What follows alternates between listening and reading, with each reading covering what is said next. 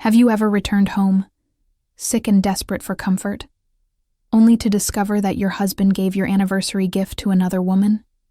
That's exactly what happened to Soo-Yeon on the night that shattered her world and rebuilt it into something far more powerful than she ever imagined. The fluorescent lights of Seoul National University Hospital had become too familiar over the past 3 weeks. Soo-Yeon had told her husband, Min-seok, that she was visiting her aunt in Busan. She couldn't bring herself to tell him the truth, that the persistent fatigue, the weight loss, the dizzy spells had finally driven her to see a doctor. The diagnosis had been terrifying at first. A rare autoimmune condition that, left untreated, could have killed her within 2 years. But caught early, it was manageable, treatable. She would live. She had spent 3 weeks in the hospital, undergoing tests, starting treatment, learning how to manage her condition. 3 weeks of being alone in a sterile room, staring at white walls and listening to the beeping of machines.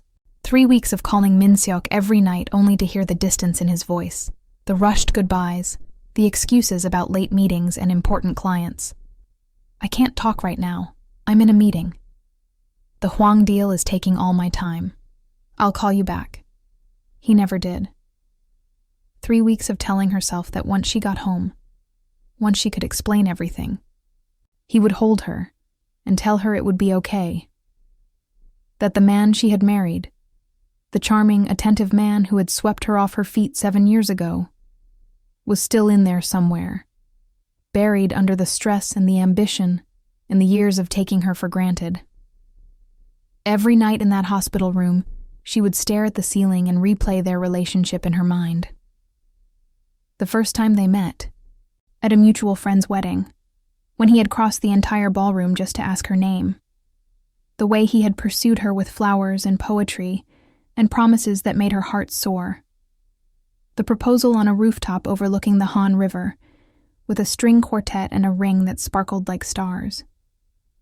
Then the gradual shift, so slow she almost didn't notice it. The canceled dinners.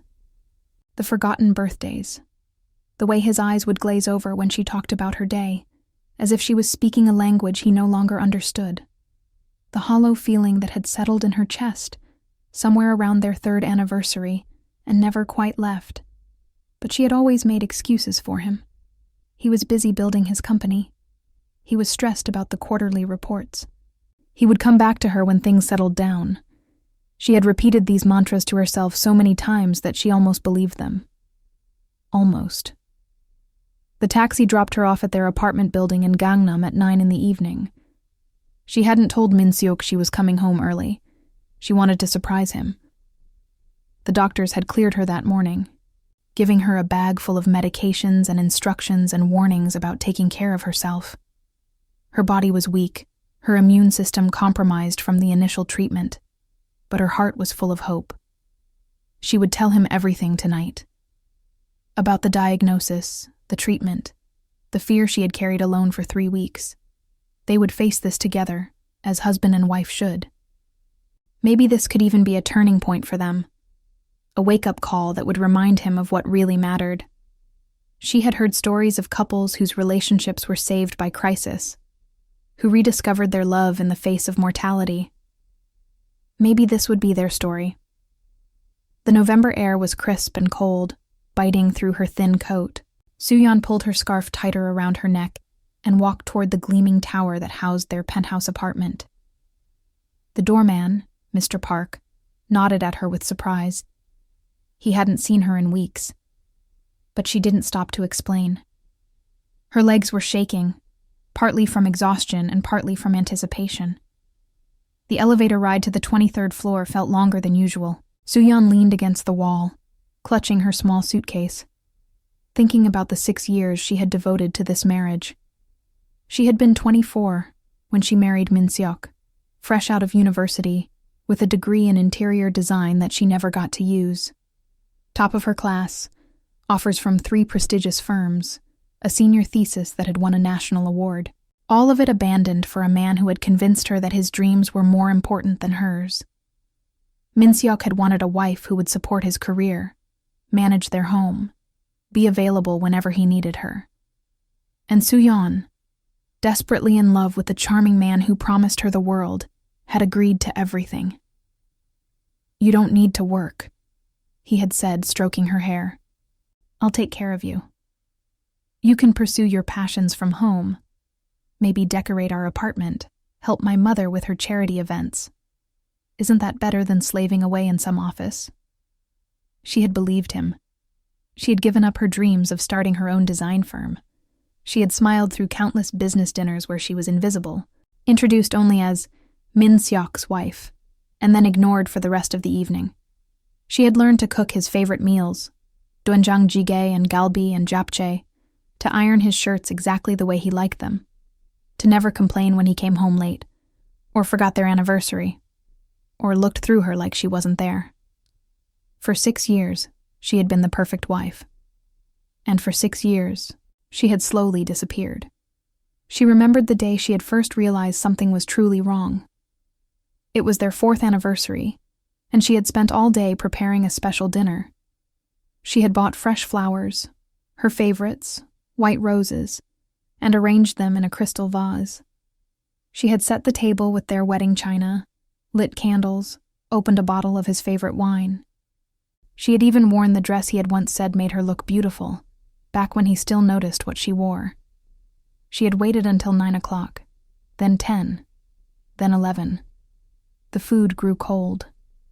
The candles burned down to stubs. The wine warmed to room temperature. When he finally came home at midnight, he had barely glanced at the table. "Oh, is it our anniversary? I completely forgot. I already ate with clients." He had loosened his tie, not even looking at her. "I'm exhausted. Going to bed." She had cleaned up in silence, tears streaming down her face, carefully packing away the untouched food and washing the unused dishes.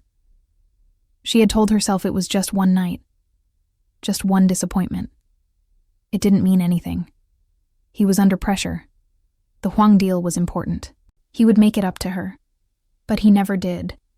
And the disappointments kept coming, one after another, until she stopped expecting anything at all. The apartment door was unlocked. Strange. Min Seok was paranoid about security, always triple-checking the locks before bed. Soo-Yeon pushed it open quietly, thinking he might be asleep. But then she heard voices. Laughter. A woman's giggle that definitely wasn't hers. Her heart began to pound as she walked silently down the hallway toward the living room.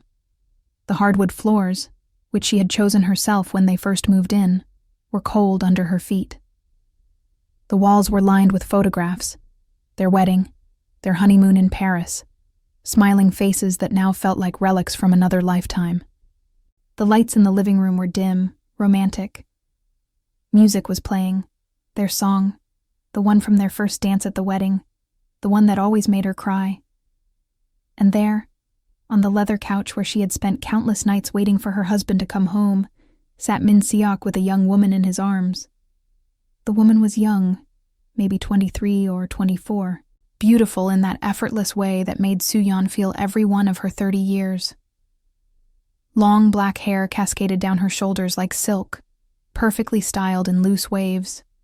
Her makeup was flawless, subtle but enhancing, the work of someone who knew exactly how to highlight her best features. Her body was shown off in a form-fitting red dress that left little to the imagination, the kind of dress Soo-Yeon would never have dared to wear.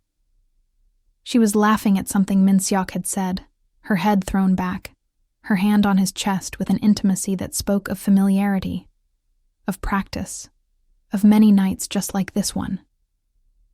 But it wasn't the intimacy that froze Soo-Yeon in place. It wasn't even the obvious affair, though that alone was enough to shatter everything she thought she knew about her marriage. It was what the woman was wearing around her neck. The sapphire pendant. Soo-Yeon's sapphire pendant. She recognized it instantly. How could she not?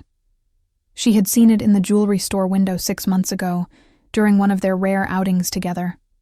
A stunning sapphire the color of midnight, surrounded by diamonds that caught the light like captured stars. It had been displayed on a velvet cushion, rotating slowly under a spotlight, and Soo-Yeon had stopped in front of the window as if hypnotized, It's beautiful, she had breathed, not really expecting anything.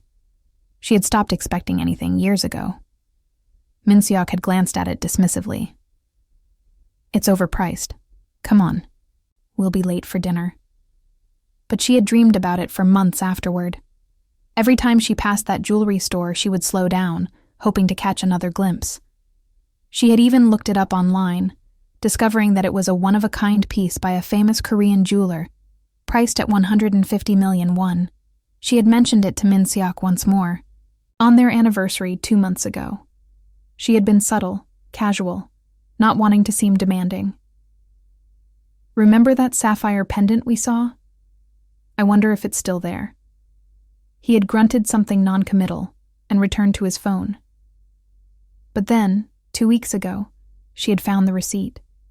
She had been looking for a pen in his home office, something she rarely entered, as he didn't like her messing with his things, and had found it in his desk drawer. 150 million won, the name of the jewelry store. Her heart had soared so high she thought it might burst. He had remembered. He had listened.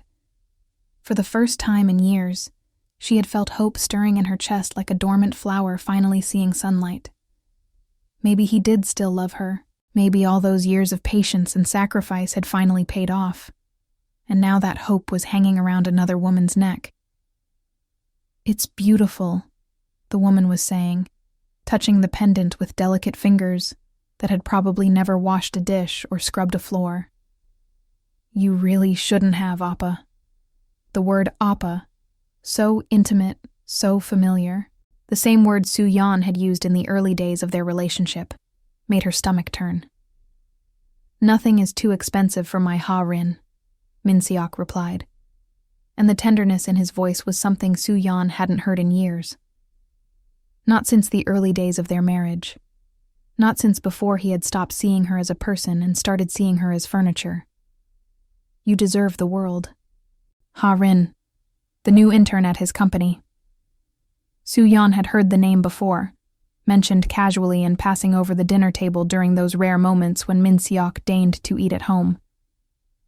Ha-rin brought me coffee today. She remembered I like it with exactly 2 sugars. Ha-rin is so efficient, she practically runs the office now. Ha-rin understands the business like no one else. She's going to go far.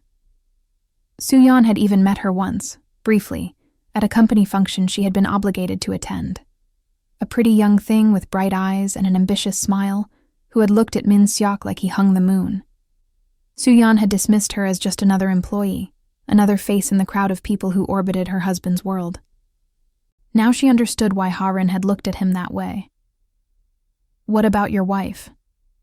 Ha-rin asked, not sounding particularly concerned. More curious, like she was asking about the weather or what he wanted for dinner. She won't notice? Min-seok laughed, a cruel, dismissive sound that cut through Soo-Yeon like a knife made of ice. Soo-Yeon, she's in Busan visiting her aunt. She'll be gone for at least another week. He stroked Ha-rin's hair with a gentleness he hadn't shown his wife in years, maybe ever. Besides, she's so oblivious she wouldn't notice if I brought you home and introduced you as my girlfriend. The woman has no spine, no fire, nothing. She just floats around the apartment like a ghost. I don't even remember why I married her. The words hit Soo-Yeon like physical blows, each one stealing her breath, her dignity, her 6 years of devotion. No spine, no fire, nothing. You married her because her father had connections in the construction industry, Ha-rin reminded him, playing with the buttons on his shirt in a way that suggested she had done it many times before. That's what you told me. And her family's reputation helped you secure those early contracts. Right. Min-seok nodded, as if remembering a minor business transaction. And those connections dried up years ago when her father went bankrupt. Now she's just dead weight. I've been meaning to divorce her, but she's so pathetic she'd probably fall apart completely.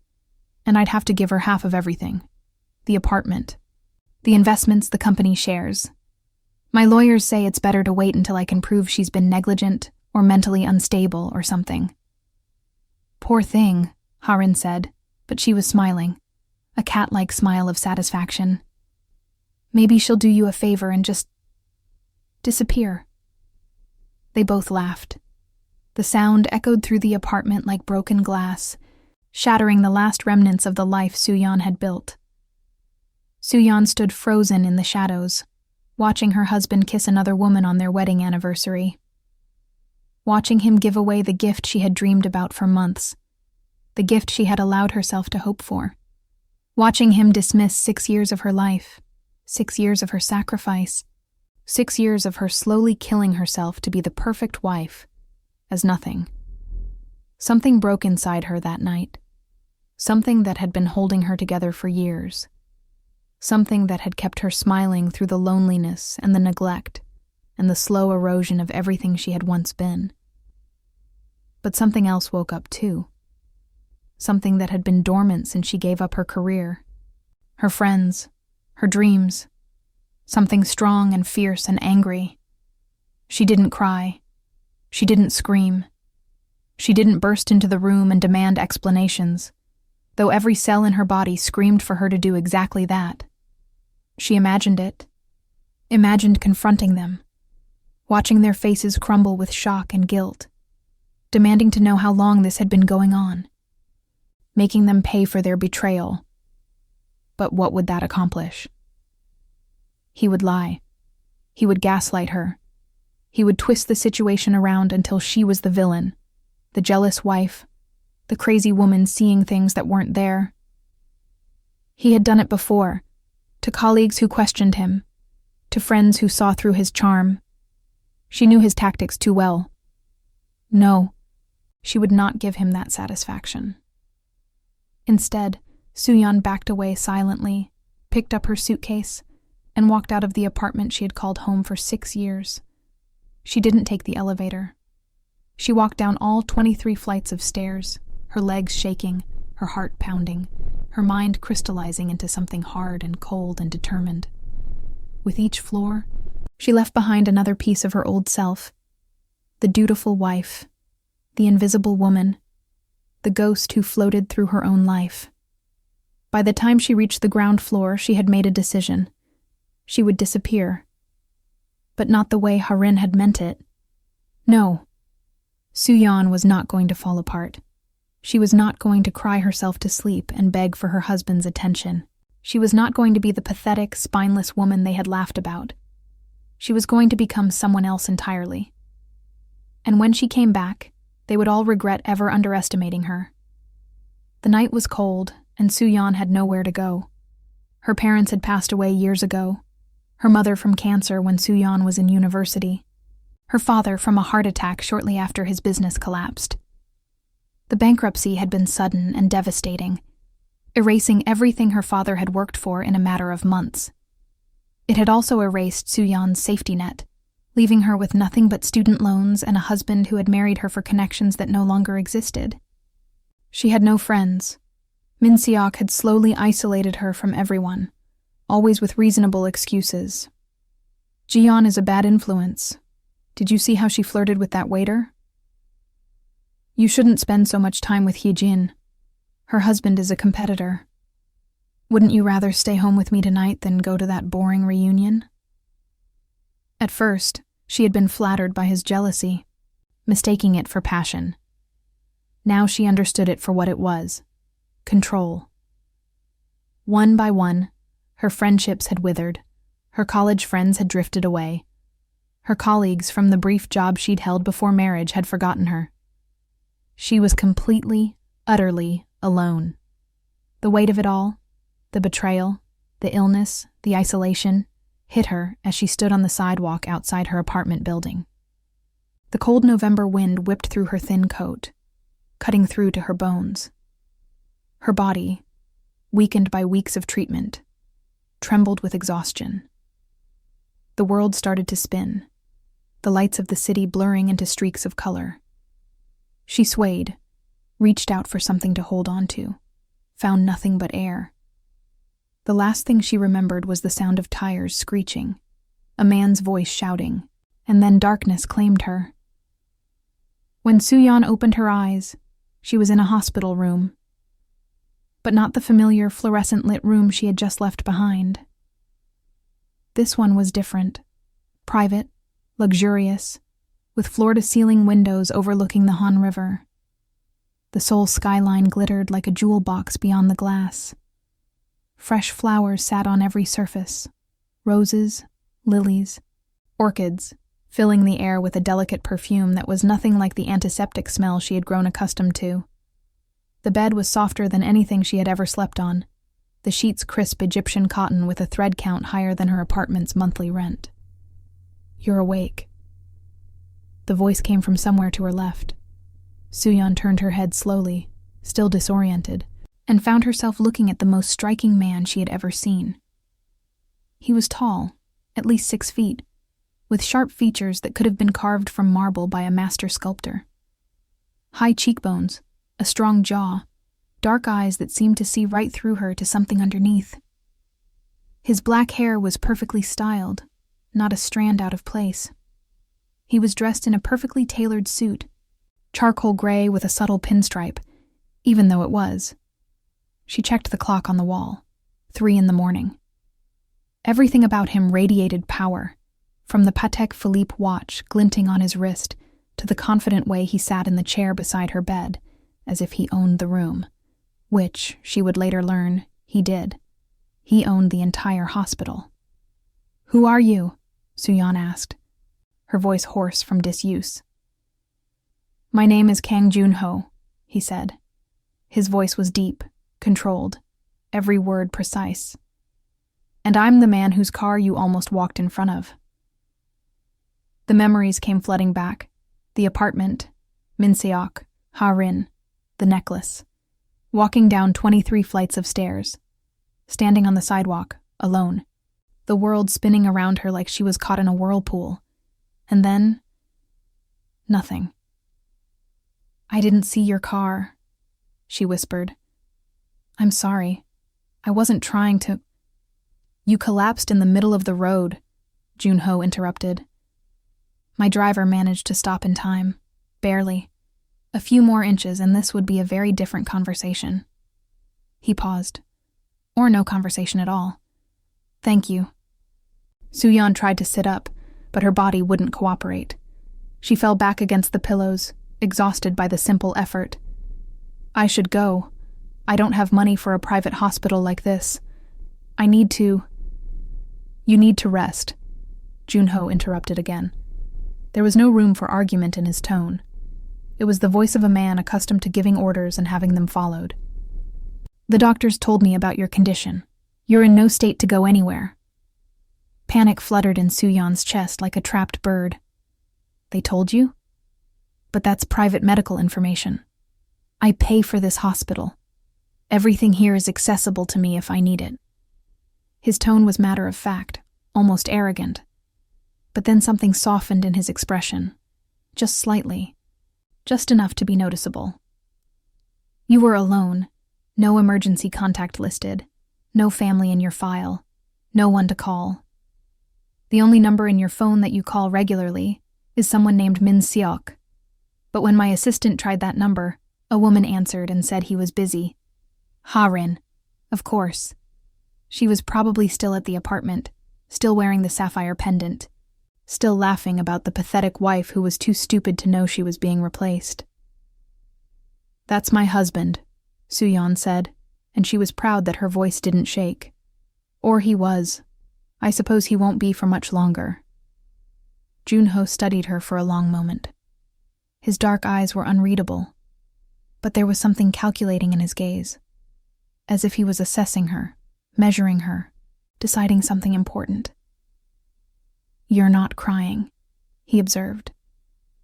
"No. Most women would be crying. Most people, actually, faced with what you've just been through. I'm not most women." The words came out stronger than she felt. "And I've wasted enough tears on that man. He doesn't deserve any more." Something flickered in Joon-ho's eyes. Respect, maybe. Or curiosity. Or recognition of something familiar. "Where will you go?" he asked. "When you're well enough to leave?" It was a simple question, but it broke through the wall Soo-Yeon had built around herself in those 23 flights of stairs.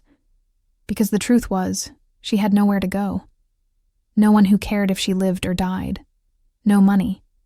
The bank accounts were all in Min-seok's name, and she had been too trusting, too naive, too much of a good wife to insist on financial independence. No job. She hadn't worked in 6 years, and her skills were probably obsolete by now. No future. She had given it all to a man who gave her anniversary gift to his mistress. "I don't know," she admitted. And for the first time that night, tears pricked at her eyes. She blinked them back furiously, refusing to cry in front of this stranger. "But I'll figure something out. I always do." Junho was silent for a long moment. He seemed to be weighing options, calculating outcomes, running scenarios through his mind like a chess master contemplating moves. Finally, he stood, adjusting his cufflinks with precise movements. "I have a proposal for you." Soo-Yeon looked up, confused. "I own a design firm," he said. "Kang Interiors, one of the largest in Asia. 20 offices across 8 countries, contracts worth billions of won, projects that shape the skylines of major cities. I'm told you studied interior design in university." "How do you know that?" "I know many things." He met her eyes directly, and she felt a shiver run down her spine. Not fear, exactly, but something close to it. "I also know that you graduated at the top of your class at Seoul National University, that you had offers from 3 major firms before you got married, that your senior thesis on incorporating traditional Korean elements into modern commercial spaces won a national design award, that you gave up everything, a career, a passion, a future, for a man who didn't deserve you." Soo-Yeon's breath caught in her throat. "Why do you care? You don't even know me." "I don't," Junho said flatly. "But I recognize wasted potential when I see it. And I need a designer for a major project. Someone with fresh eyes, no industry connections, no preconceived notions about how things should be done. Someone who has nothing to lose and everything to gain." "You want to hire me?" Soo-Yeon couldn't believe what she was hearing. This had to be some kind of joke, or a trick, or a fever dream brought on by the medications. "Based on what? A university degree I got 8 years ago? A thesis I barely remember writing? Based on my judgment." His voice brooked no argument. "I built a billion-dollar company from nothing. I think I know how to spot talent, even when it's been buried." He pulled a business card from his pocket and set it on her bedside table. Heavy cream paper, embossed letters, the kind of card that probably cost more to print than most people made in an hour. "The hospital will discharge you in a week, once your treatment is stabilized and the doctors are satisfied with your progress. When you're ready, call this number. I'll have an apartment arranged for you, a job, a new life." He started toward the door, then paused with his hand on the frame. "One condition." "What?" "Don't contact your husband. Don't tell him where you are. Don't give him the satisfaction of knowing you're alive." His eyes were hard now, dark with something that looked almost like hatred, but not directed at her. "Let him wonder. Let him search. Let him go slowly mad not knowing what happened to you. Let him realize too late what he lost." Soo-Yeon should have asked why. She should have demanded to know why a complete stranger would go to such lengths to help her. Why he seemed to hate Min-seok so intensely. Why he was offering her everything she needed to start over. The rational part of her brain was screaming that this was too good to be true, that there had to be a catch, that people didn't just appear out of nowhere and offer you a new life. But in that moment, looking at the business card in her trembling hand, all she could think was that someone, finally, saw her as something more than a burden, more than a ghost, more than dead weight. "Why are you helping me?" she asked, her voice barely above a whisper. Junho's jaw tightened almost imperceptibly. His hand gripped the door frame hard enough to whiten his knuckles. Let's just say I have my reasons for wanting to see a man like your husband suffer." And then he was gone. 1 week later, Soo-Yeon walked out of the hospital and into a new life. True to his word, Jun-ho had arranged everything with the efficiency of a man accustomed to making the impossible happen. A small but elegant apartment in Itaewon, far from the Gangnam neighborhood where Min-seok lived. The space was filled with light, with tasteful furniture, with the kind of thoughtful design touches that Soo-Yeon recognized immediately as the work of a professional. A wardrobe of professional clothes in exactly her size, classic pieces in neutral colors that could be mixed and matched for any occasion. A laptop, a phone with a new number, and a bank account with enough money to live on for 6 months without worrying. And a job, junior designer at Kang Interiors, starting immediately. Her first day at work was terrifying.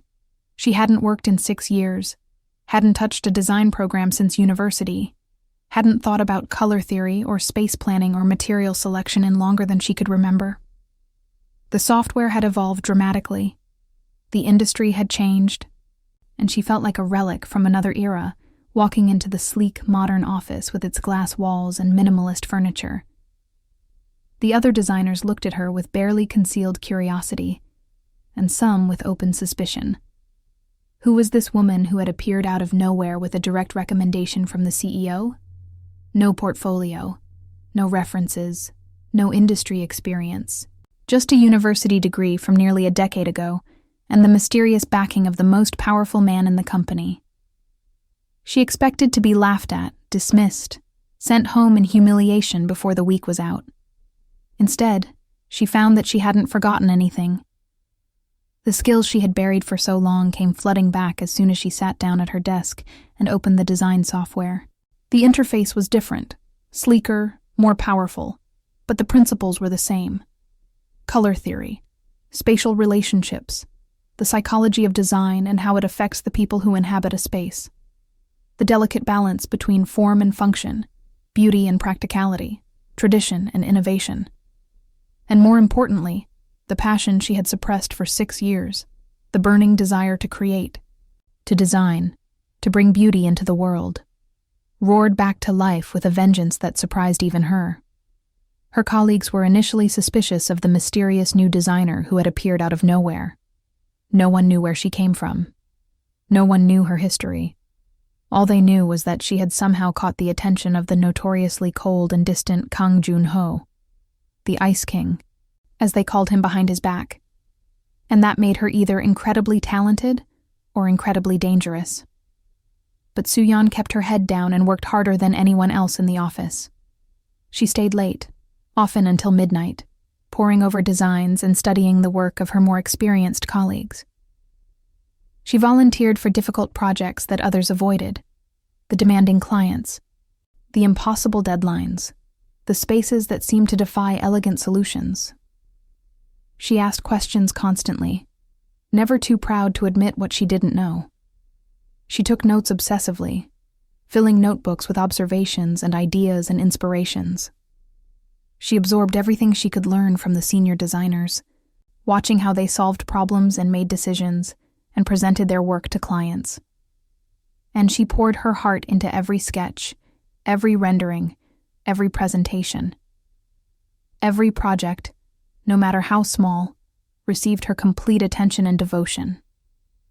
A conference room became a study in how light could transform a space. A restaurant became an exploration of how design could enhance the experience of a meal. Even a simple office renovation became an opportunity to create something meaningful. By the end of her first month, she had earned their grudging respect.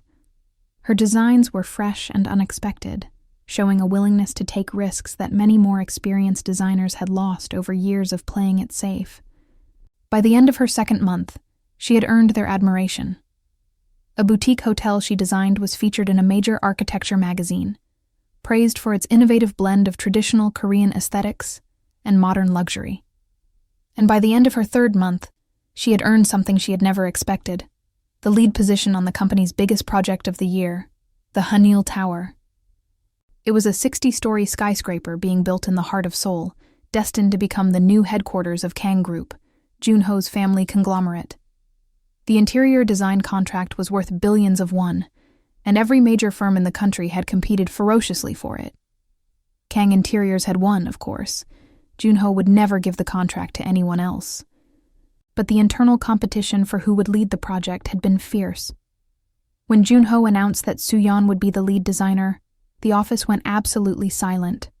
She was the newest member of the team, the least experienced, the unknown quantity who had appeared out of nowhere and rocketed to prominence through means no one could explain. People whispered that she must be sleeping with the CEO, that she had somehow manipulated her way to the top through means that had nothing to do with talent, that she would fail spectacularly and bring the company down with her. Soo-Yeon heard all of it.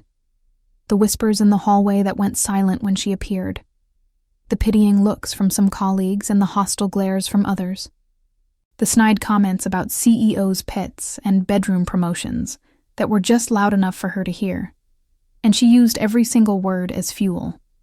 If you're rooting for Soo-Yeon as much as I am, make sure to subscribe to the channel for more stories like this one. Now, let's see what happens next. For the next 6 months, she worked 18-hour days. She practically lived in the office, arriving before anyone else and leaving long after the cleaning staff had gone home. She visited the construction site so often that the workers started calling her the ghost, always appearing when least expected, checking every detail, demanding excellence that they hadn't known was possible. She studied every aspect of Korean traditional architecture, from the curved roof lines of ancient palaces to the subtle color schemes of Hanok houses. She read books about Joseon dynasty aesthetics. She visited temples and museums and historic neighborhoods, sketching and photographing and absorbing everything she could about the heritage she wanted to honor. She was determined to incorporate these elements into the modern design in a way that felt organic rather than forced. She argued with engineers who said her ideas were impossible. She negotiated with suppliers who tried to substitute cheaper materials. She spent days, sometimes weeks, on single details that most people would never notice, because she knew that excellence was made up of 1,000 invisible perfections. She pushed herself harder than she had ever pushed in her life, and slowly, gradually, magnificently, the design came together. The Hanul Tower design was unveiled at an exclusive gala, attended by every major business leader in South Korea, ministers in expensive suits, CEOs with their trophy wives, celebrities who wanted to be seen at the event of the year, journalists who would determine whether the project would be celebrated or ridiculed. They all gathered in the half-finished lobby, champagne in hand, waiting to see what Kang Interiors had created. When the renderings appeared on the massive screen, the room fell silent. Then, slowly, applause began, scattered at first, uncertain, and then growing until it filled the ballroom like thunder. The design was breathtaking. Traditional Korean aesthetics merged seamlessly with cutting-edge modern architecture. Natural wood and stone, sourced from sustainable Korean forests, complemented glass and steel in ways that seemed impossible. Hanji paper screens, a nod to traditional craftsmanship, filtered light in ways that evoked ancient temples. Curved lines echoed the roof lines of Gyeongbokgung Palace. Colors were drawn from the natural palette of the Korean landscape: mountain grays, forest greens, the soft pinks of cherry blossoms. But it wasn't merely an imitation of tradition. It was a dialogue between past and present, a bridge between ancient wisdom and modern innovation. Each floor told a story. The ground-level lobby evoked a peaceful forest, with living trees growing towards skylights and a stream running through polished stone channels. The middle floors were inspired by Korean gardens, with spaces that flowed into each other like the seasons. And the executive suites at the top seemed to float among the clouds, their windows framing the Seoul skyline like living paintings. Standing at the edge of the stage, watching the crowd's reaction, Soo-Yeon felt tears streaming down her face. Not tears of sadness this time. Not tears of pain or humiliation or grief. Tears of triumph. She had done it. She had created something beautiful, something that would outlast her. that would touch thousands of lives, that would prove she was more than a neglected wife, more than a burden, more than the woman her husband had dismissed as having no fire. She had fire. She had always had fire. She had just buried it for the wrong man. After the presentation, Junho found her on the balcony overlooking the Seoul skyline. The November night was cold, but she barely felt it. She was still wiping her eyes, embarrassed by her emotional display, but unable to stop the tears from coming. "You did well tonight," he said, coming to stand beside her. Coming from him, from the Ice King who never praised anyone, it was practically a standing ovation. "Thank you." Soo-Yeon turned to face him. In the months since that night in the hospital, they had developed an unusual relationship. He was her boss, technically, but also her benefactor, her mentor, and something she couldn't quite name. He was cold and distant with everyone else in the office. Legendary for it, actually. Employees competed to see who could make it through a meeting without being frozen by his glare. But with her, he was different. Not warm exactly, but present, attentive, as if she was the one person in the world worth paying attention to. He remembered details she mentioned in passing, her favorite tea, her preference for natural light, the artists whose work inspired her. He appeared at her desk with solutions to problems she hadn't known she had. He defended her work in meetings when others questioned her decisions. She had started looking forward to their interactions, brief as they were. Started watching for him when she arrived in the morning, feeling a flutter in her chest when she spotted him across the office. It was dangerous, she knew. He was her boss, her benefactor, possibly her only friend. She couldn't afford to complicate that with feelings she didn't understand. "You're crying," he observed, studying her face with those penetrating eyes. "Happy tears." "I know." He moved to stand closer to her, close enough that she could smell his cologne. Something expensive and subtle, like sandalwood and rain. "I've never seen anyone work as hard as you have these past 6 months. Most people would have given up." "I couldn't give up," Soo-Yeon said. "I had too much to prove." "To whom? Your husband?" "To myself." Junho was quiet for a moment. Then, "He's been looking for you." Soo-Yeon's heart stuttered. "What?" "Your husband, Min-seok Choi." Junho's voice was carefully neutral, but his jaw had tightened almost imperceptibly. "He filed a missing persons report 3 months ago. Hired private investigators. He's been quite persistent." Soo-Yeon gripped the balcony railing, the cold metal biting into her palms. "Why? He didn't care about me. He was planning to divorce me." "Yes, he was," Junho agreed. "Until you disappeared.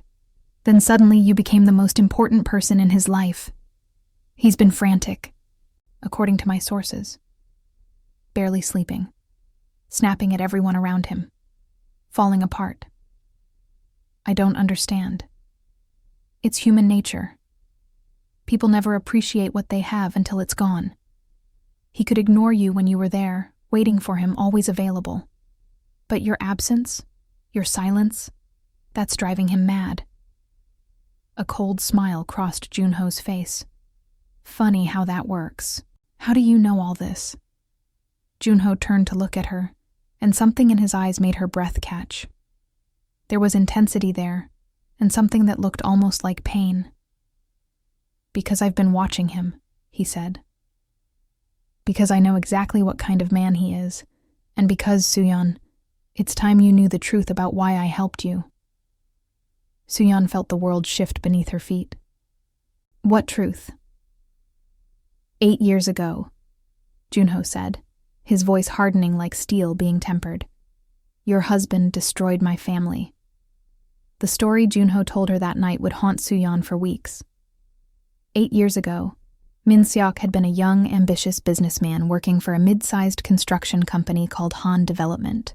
He had discovered that the company was involved in fraudulent activities, cutting corners on safety regulations that endangered workers' lives, bribing government officials for lucrative contracts, laundering money through a network of shell companies. Instead of reporting it to the authorities like an honest man would, Min-seok had seen an opportunity. He had approached the company's owner, Kang Dae-ho, Junho's father, and demanded payment in exchange for his silence. The elder Kang had refused. He had been a man of principle, according to his son. A man who believed in doing the right thing, even when it was hard. And unknown to Min-seok, Kang Dae-ho had already been gathering evidence to expose the corruption himself. He had been working secretly with prosecutors, preparing to bring down the criminal network that had infiltrated his company from within. But Min-seok had moved faster. He had leaked documents to the press, carefully selected, deliberately misinterpreted, that implicated Kang Sr. as the mastermind of the fraud instead of its opponent. He had twisted the evidence, paid off witnesses, and orchestrated a media campaign that destroyed everything Kang Dae-ho had built. The scandal had been devastating. The elder Kang had been arrested, tried in the court of public opinion before he ever saw a real courtroom, and sentenced to 15 years in prison. The evidence against him had seemed overwhelming, all of it manufactured or twisted by Min-seok and the real criminals he was protecting. No one had believed Kang Dae-ho's protestations of innocence. No one had listened when he tried to explain that he had been trying to expose the corruption, not participate in it. 6 months into his sentence, Kang Dae-ho had suffered a heart attack in his cell. He had died alone, far from his family, still protesting his innocence to anyone who would listen. No one did. Junho's mother had been so devastated that she had suffered a stroke the very day of her husband's death. She had spent years in intensive care, slowly recovering, but she had never been the same. The woman who had once hosted charity galas and organized community events, the woman who had taught her son that kindness was strength and integrity, was everything, now spent her days in a nursing home, struggling to speak, struggling to remember. "My father was a good man," Junho said, his voice rough with old grief that had never fully healed. He was trying to do the right thing. He was trying to protect his employees, his company, the workers whose lives were endangered by the safety violations. And your husband destroyed him for profit, for 30 pieces of silver, like Judas betraying Christ. Soo-Yeon felt sick. The world was spinning around her, everything she thought she knew crumbling to dust. The man she had married, the man she had devoted 6 years of her life to, wasn't just a cold and distant husband. He was a monster, a destroyer of lives, a man who had sent an innocent person to prison to die, who had broken a family apart for financial gain. "I didn't know," she whispered. "I swear I had no idea. He never told me any of this. He never told me anything about his past." "I know you didn't." Junho's expression softened slightly.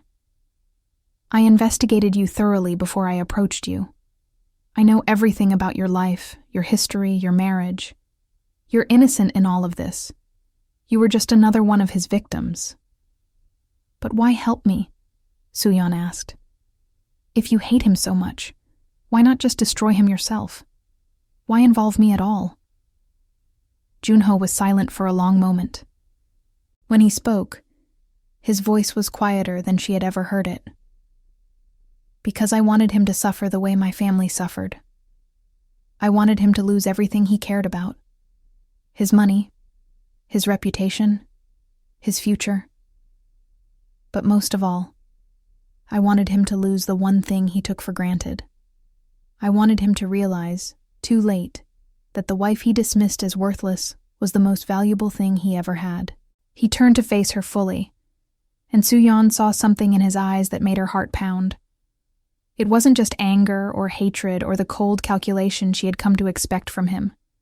It was something softer, something vulnerable. "What I didn't expect," he continued, "was that I would start to care about you. That I would want you to succeed for your own sake, not just to hurt him. That I would find myself."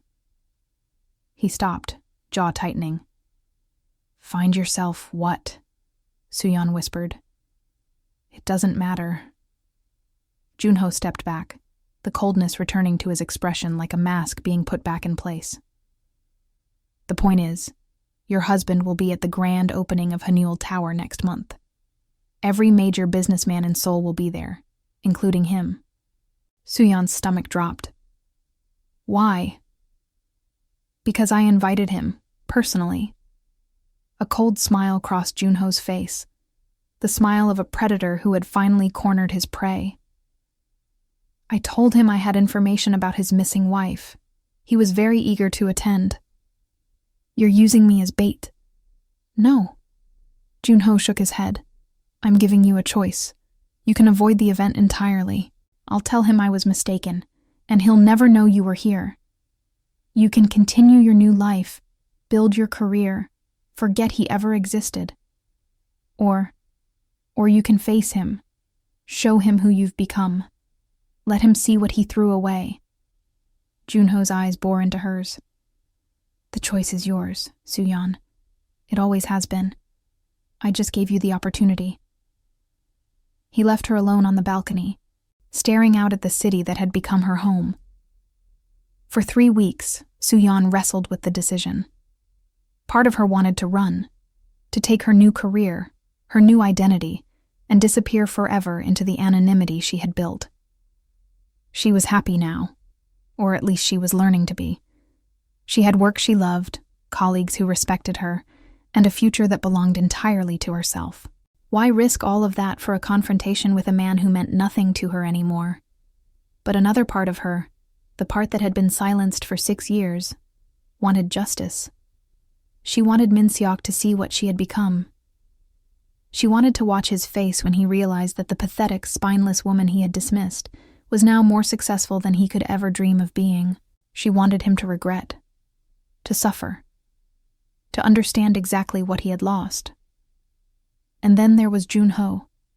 She thought about him constantly. The way he looked at her when he thought she wasn't watching. The way his voice softened when he said her name. The way he had built her up, piece by piece, giving her everything she needed to succeed without ever asking for anything in return. She knew his motives had been revenge. She knew she had been a tool in his plan, a weapon aimed at the man who had destroyed his family. But somewhere along the way, something had changed. She could feel it every time they were in the same room. A current of electricity, of unspoken words, of possibilities neither of them dared to name. Did she love him? She didn't know. She wasn't sure she knew what love was anymore.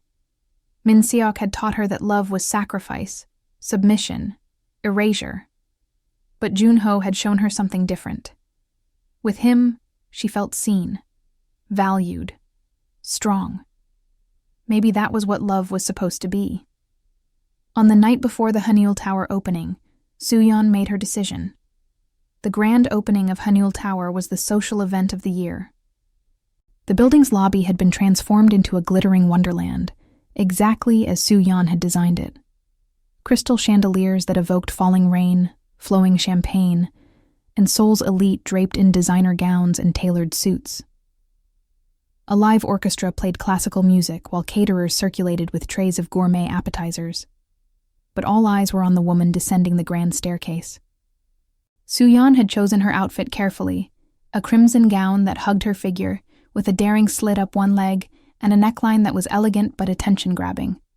Her hair was swept up in a sophisticated chignon, and around her neck hung a stunning ruby pendant, a gift from Junho, worth more than everything Min-seok had ever given her combined.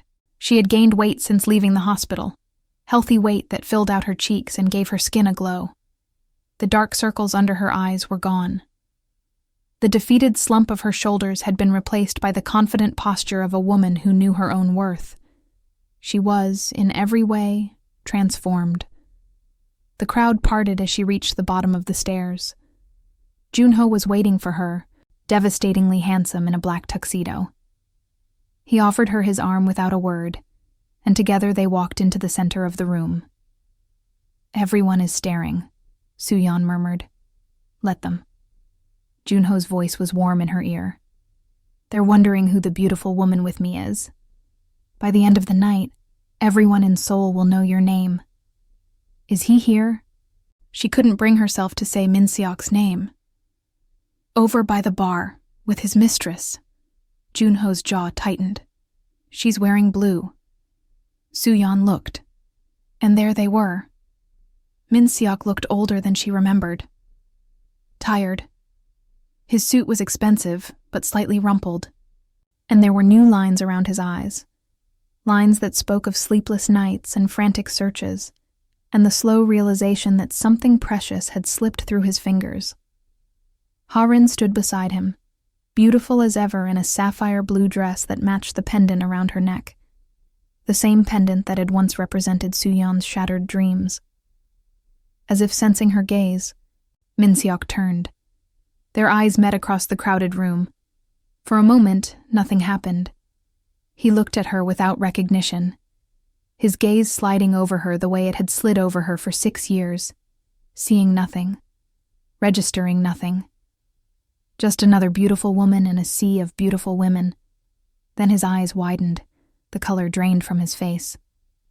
His champagne glass slipped from his nerveless fingers, shattering on the marble floor. Soo-Yeon? His voice cracked on her name. The room fell silent. Every conversation stopped. Every head turned. Everyone was watching now.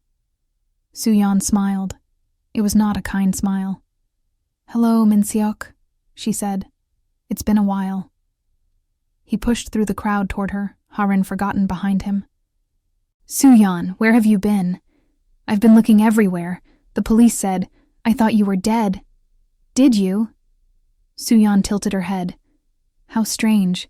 I seem to recall you saying I was dead weight. I simply took your advice and removed myself from the equation." Min-seok's face went pale. "You heard that?" "Every word." She let her smile sharpen. "I heard you tell your mistress that I was oblivious, that I had no spine, that you couldn't remember why you married me. I heard you laugh about how pathetic I was.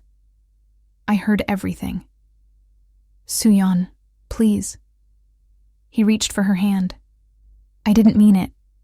I was confused. I made a mistake. Don't touch me." Her voice was ice. "You don't get to touch me anymore." Ha-rin had pushed her way through the crowd, her face twisted with anger. "Who do you think you are?" she demanded. "You abandoned your husband. You disappeared for months without a word. And now you show up at a party acting like you're someone important?" Soo-Yeon looked at her, really looked, for the first time. At the pendant she was still wearing, at the possessive way she clutched Min-seok's arm, at the desperation in her eyes. "You're right," Soo-Yeon said calmly. "I did disappear. I disappeared from a marriage that was killing me. I disappeared from a husband who gave my anniversary gift to his mistress. I disappeared from a life where I was invisible." She paused. "And then I became visible." She gestured at the magnificent lobby around them. "Do you see this building? I designed it. Every floor, every detail, every element that makes this the most talked-about architecture in Seoul. That was me. The woman you called pathetic. The woman you said had no fire." The crowd was murmuring now, recognizing her name from the design presentations, connecting the dots. Someone started to clap, then another, and another. Min-seok's face had gone from pale to ashen. You designed this?" "Yes." Soo-Yeon smiled. "And that's just the beginning. Kang Interiors has offered me a partnership. I'll be opening my own design firm under their umbrella. By this time next year, I'll be one of the most respected designers in Asia." She stepped closer to him, close enough to see the sweat beading on his forehead. "You threw me away because you thought I was worthless," she said softly, so only he could hear. "But you were wrong. You were always wrong. And now you're going to spend the rest of your life knowing what you lost." "Soo-Yeon, please." Min-seok's voice cracked. His knees seemed to buckle slightly. "Give me another chance. I'll change. I'll be better. You'll what? Stop cheating? Stop lying? Stop treating me like furniture?" Soo-Yeon shook her head. "It's too late, Min-seok. 6 years too late." She turned to Junho, who had been watching the exchange with quiet satisfaction. Mr. Kang, I believe you had an announcement to make. Indeed. Jun-ho stepped forward, commanding the attention of the entire room. Ladies and gentlemen, thank you for joining us tonight. Before we continue the celebration, I have some news to share. He pulled out a tablet, its screen visible to the crowd. Many of you know Min Seok Choi as a successful businessman. What you may not know is that 8 years ago, he orchestrated a campaign of blackmail and fraud that destroyed my father's company and led to his death. Gasps rippled through the crowd. Min Seok went white as chalk. I have here documented evidence, emails, financial records, testimony from former employees, proving that Min Seok Choi deliberately framed my father for corruption that was actually being committed by others. He then leveraged that false accusation to secure funding for his own company, built on the ruins of my family's reputation. Jun-ho's eyes were hard as diamonds. The authorities have been notified.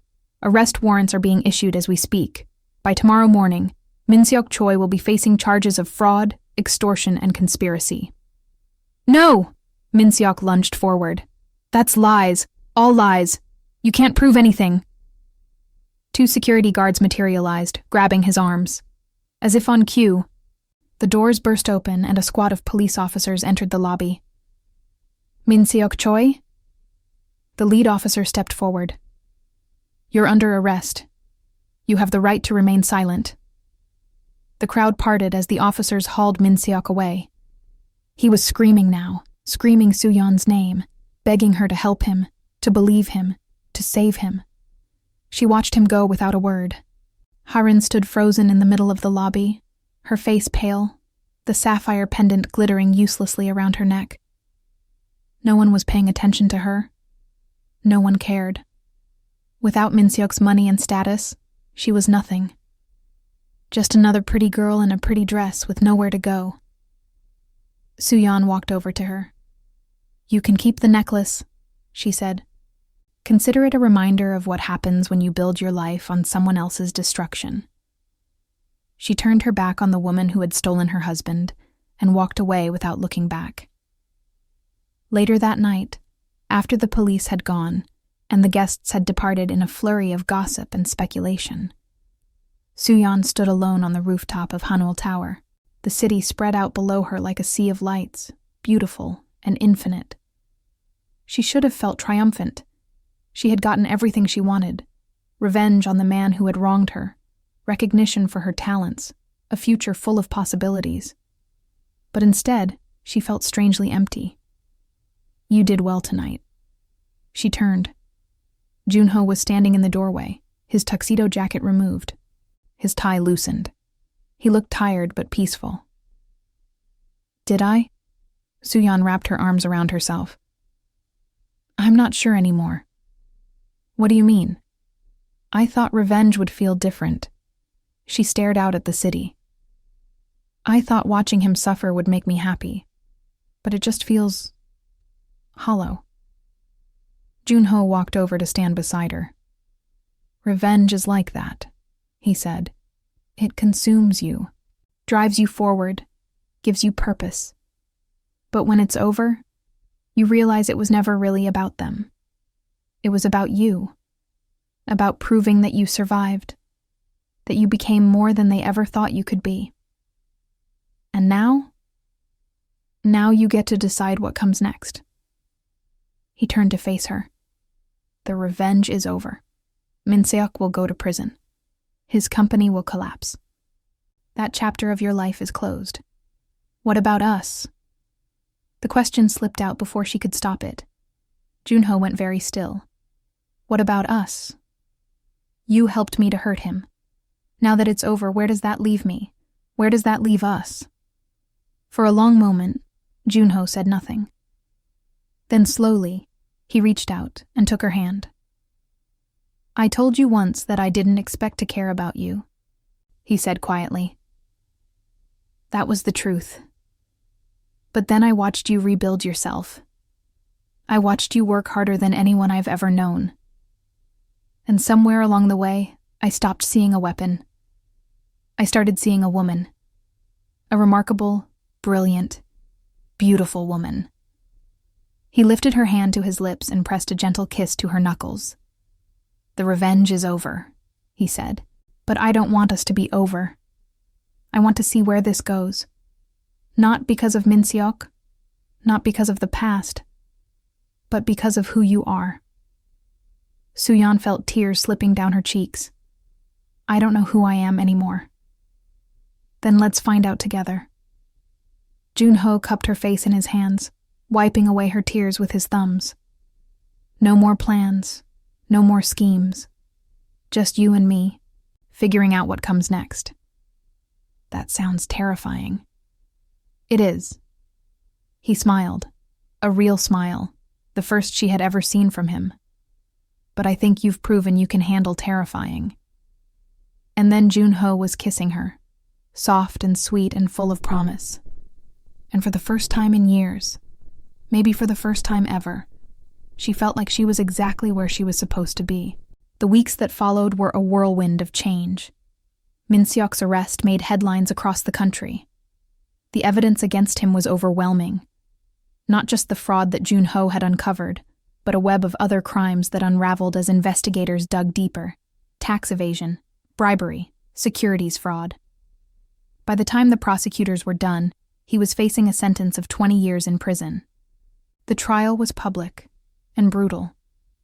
Soo-Yeon was called as a witness, and she testified calmly and clearly about the night she had discovered his affair, about the years of emotional neglect, about the way he had systematically isolated her from everyone who cared about her. When the defense attorney tried to paint her as a vindictive woman seeking revenge, she looked him in the eye and said, "I'm not seeking revenge. I'm seeking truth. There's a difference." The jury convicted Min-seok on all charges. Ha-rin was arrested as an accessory and sentenced to 3 years in prison. The last time Soo-Yeon saw her, Ha-rin was being led out of the courtroom in handcuffs, her mascara running down her cheeks, screaming that it wasn't fair. Soo-Yeon felt nothing, not satisfaction, not pity, just a quiet acknowledgement that justice had been served. But the real transformation wasn't in the courtroom. It was in Soo-Yeon's own life. Her design firm, Yeon Designs, launched to immediate success. Commissions poured in from across Asia. She hired a team, expanded her offices, and began working on projects she had only dreamed about during those long years of marriage. And through it all, Jun-ho was by her side. Their relationship was nothing like her marriage had been. With Min-seok, she had always been smaller, quieter, less. With Jun-ho, she was encouraged to be more. He challenged her opinions, debated her ideas, pushed her to defend her choices. He treated her as an equal, and when she succeeded, he celebrated her victories as loudly as she did. 1 year later, on the rooftop of Hanul Tower, their rooftop, Jun-ho got down on one knee. "Soo-Yeon," he said, his dark eyes intense. "A year ago, I found you on the worst night of your life. But you were never just anything. You were the beginning of everything." He opened a velvet box. Inside was a ring, not a sapphire, not a reminder of the past, but a brilliant diamond surrounded by rubies. New, different, theirs. "Will you marry me?" Soo-Yeon looked at the ring, then at the man kneeling before her. "Yes," she said, and the word felt like freedom. "Yes, I'll marry you." 6 months later, they were wed in a restored hanok in the heart of Seoul, surrounded by everyone who mattered. The ceremony was everything Soo-Yeon had never dared to dream of during her first marriage. The traditional hanok had been restored with painstaking attention to detail, its ancient wooden beams and paper screens creating a backdrop of timeless elegance. Cherry blossoms floated in crystal bowls, silk ribbons in red and gold draped from the rafters. Every detail reflected the perfect marriage of tradition and modernity, just like the couple standing at the altar. Soo-Yeon wore a hanbok for the ceremony, a stunning gown in deep crimson embroidered with golden phoenixes that seemed to dance in the candlelight. Her hair was styled in a traditional chignon, adorned with jade pins that had belonged to Junho's grandmother, a gift from his mother, who had, against all expectations, recovered enough from her stroke to attend the wedding. The moment the elderly woman had pressed those pins into Soo-Yeon's hands, tears streaming down her face, had been one of the most moving of Soo-Yeon's life. "My son finally found someone worthy of them," Mrs. Kang had whispered, her voice still halting from the stroke, but filled with warmth. "Thank you for bringing him back to life." The guest list read like a who's who of Korean high society. CEOs, politicians, celebrities, everyone wanted to witness the union of Kang Junho, the brilliant businessman who had risen from family tragedy to become one of the most powerful men in Asia, and Choi Soo-Yeon, the designer whose work was transforming the face of modern architecture. But more importantly to Soo-Yeon, her new colleagues from Kang Interiors were there, the senior designers who had initially viewed her with suspicion, now her closest friends. The junior designers she mentored, who looked up to her with the same admiration she had once reserved for others. The construction workers from Hanul Tower, who had made a special trip to Seoul in their best suits, still calling her the ghost with affection in their voices. These were her people now. Her family. The community she had built with her own hands. Standing at the altar, watching Soo-Yeon walk toward him, Junho looked like a man who had finally found everything he had been searching for. His eyes never left hers as she approached. When she reached him, he took her hands and whispered, "You're the most beautiful thing I've ever seen." "You're not so bad yourself," she whispered back, and he laughed. That rare, genuine laugh that was reserved only for her. The ceremony was traditional, with bowing and the exchange of wooden ducks, and all the rituals that had bound Korean couples together for centuries. But when it came time for the vows, Soo-Yeon had insisted on adding something personal. "I was lost when I found you," she said, her voice steady despite the tears in her eyes. "I thought my life was over. I thought I was worthless, invisible, nothing. But you saw me. You believed in me when I had stopped believing in myself. You gave me the chance to become who I was always meant to be." She squeezed his hands. "I promised to spend the rest of my life being worthy of that belief. I promised to support you, challenge you, and love you, not as a shadow or a possession, but as an equal partner. I promise that we will build something together that neither of us could have built alone." Junho's own eyes were suspiciously bright. "I spent 10 years planning revenge," he said. "I thought justice was all I needed. I thought if I could just make the person who destroyed my family suffer, I would finally be at peace." He shook his head. "I was wrong. Peace didn't come from revenge. It came from you." He lifted her hand to his lips. "I promise to spend the rest of my life showing you how grateful I am that you collapsed in front of my car that night. I promise to support your dreams, celebrate your victories, and stand beside you through every challenge. I promise that I will never, ever make you feel invisible again." The officiant pronounced them husband and wife, and Junho kissed her with such tenderness that half the guests were crying. The reception was held in the garden, under a canopy of lights that made the space look like something from a fairy tale. There was music and dancing, toasts and laughter, and more happiness than Soo-Yeon had ever experienced in her entire life. But the moment she would remember forever came late in the evening, when an unexpected guest arrived. Min Seok's mother. The old woman had been absent from high society since her son's arrest. The scandal had destroyed her social standing, and most of her former friends had abandoned her. She had aged decades in the past year, her face lined with grief and shame. The room fell silent as she approached the bridal table. "Mrs. Kang." She bowed deeply to Soo-Yeon, using her new married name, acknowledging her status. "I came to apologize." Soo-Yeon set down her champagne glass. "There's no need." "There is." The old woman's voice cracked. "I knew what my son was. I knew how he treated you. I saw it all. The neglect, the cruelty, the other women. And I said nothing. I did nothing. I was so afraid of losing him that I sacrificed you instead. Tears streamed down her weathered cheeks. You were a good wife. Better than he deserved. Better than any of us deserved. And I will regret my silence for the rest of my life. She pressed something into Soo-Yeon's hand. A worn jade bracelet, old and beautiful. This was my grandmother's, she said. I was going to give it to my son's wife someday. A real wife, one who loved him truly. I never gave it to you because I knew you deserved better than what we offered. But I should have. Because despite everything, you were the only one who was real. She bowed again, then turned and walked away, leaving Soo-Yeon staring at the bracelet in her palm. Junho leaned over. Are you all right? Soo-Yeon nodded slowly. I think so. I think I finally understand. Understand what? She looked at him, at the man who had shown her what love could be. That everyone is fighting their own battles. That even the people who hurt us are often just hurt themselves.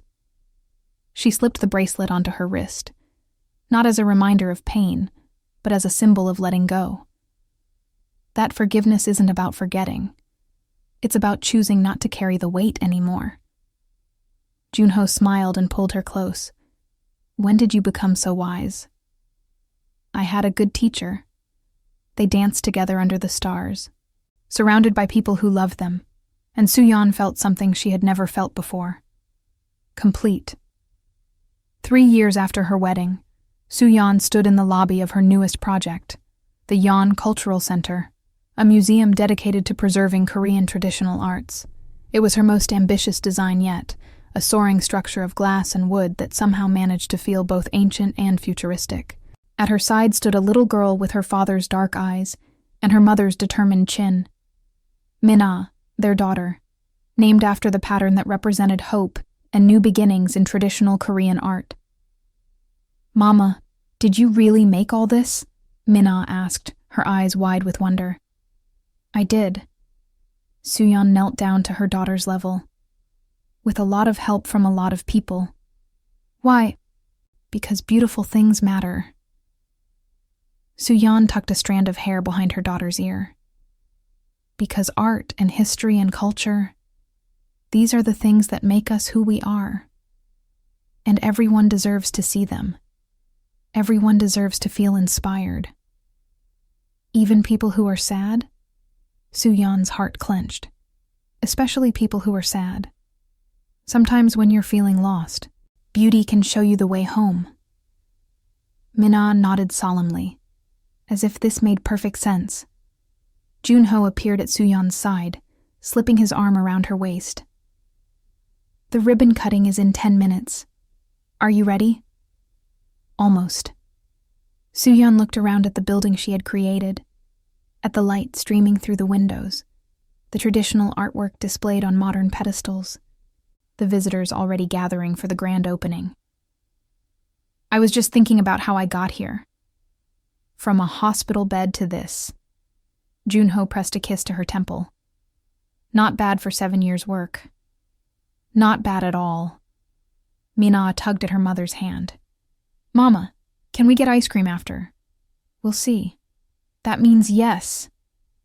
The little girl bounced with excitement. Soo-Yeon laughed and let her daughter pull her toward the stage, toward the ribbon and the speeches and the applause, toward the future she had built with her own hands.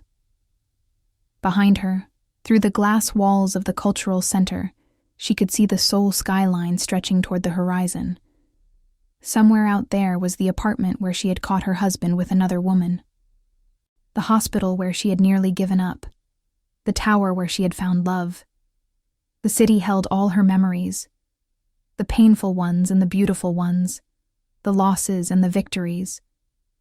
But none of them defined her anymore. She had taken every broken piece of her life and arranged them into something new. Something whole. Something that was entirely, beautifully her own. Mrs. Kang, an assistant, appeared at her elbow. They're ready for you. Soo-Yeon straightened her shoulders, took her daughter's hand, and walked out to meet the crowd. Somewhere in Seoul, in a prison cell, Min-seok Choi was probably thinking about her, regretting her, wishing he could go back and change everything.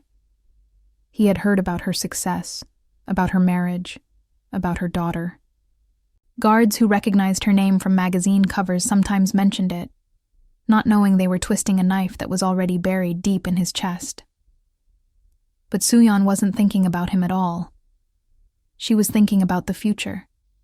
Her future. Her choice. Her life.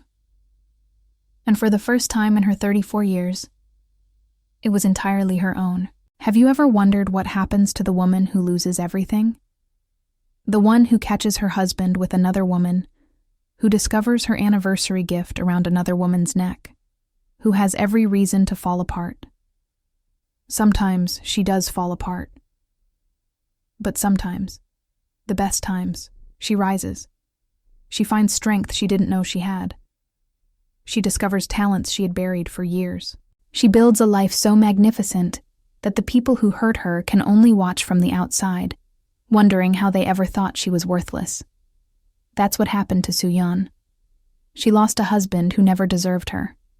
She gained a life beyond her wildest dreams.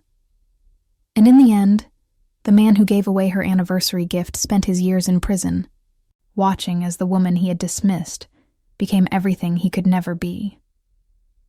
They say living well is the best revenge. Soo-Yeon would say it's even better than that. Living well isn't just revenge. It's proof. Proof that you were always more than they said. Proof that their cruelty could never define you. Proof that the fire they tried to extinguish was only waiting for the right moment to burn. And once it burns, it lights up everything.